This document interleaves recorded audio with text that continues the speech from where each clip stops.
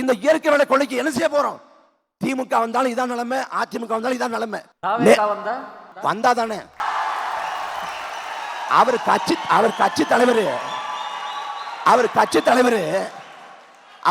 தலைவர் வீதிக்கு வரணும்னாலே நம்ம ஓட்டு போட்டு முதலமைச்சர் ஆகணுமா?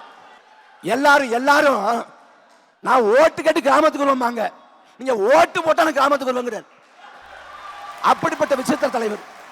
அது ஒரு பரிதாபம். இன்னும் 1.5 மாத காலம் தான் இருக்குது.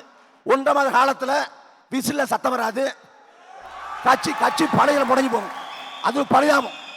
அது ஒரு காணல் நீர். ஒவ்வொரு சீசனுக்கு ஒருத்தவங்க வருவாங்கல்ல. கமலஹாசன் வந்தாரு, எங்க இருக்காரு? மையமா நிக்கிறேன்னாரு. நீங்க ஸ்டாலினுக்கு உதயநிதிக்கு மையமா நின்றுக்கிறாரு. அதே போல இந்த சீசனுக்கு ஐயா விஜய் பாப்பமே 4 தேர்தலை வெற்றி பெறல, கட்சி நிக்குது. இந்த தலைமையில நாங்க செத்து விழுந்தாலும் சரி, இன்னொரு தலைமை இந்த கட்சியை கொண்டு போகும். நாங்க அதிகாரத்தை பிடிக்கல அது அப்புறம், ஆனா கட்சி நிக்கும். ஆனா இந்த தேர்தல் தோத்து போனா தாவேக்கா இருக்குமா? புசியாந்து இருப்பாரா? ஆதவர் இருப்பாரா? அதுக்கு வாய்ப்பு இல்லை.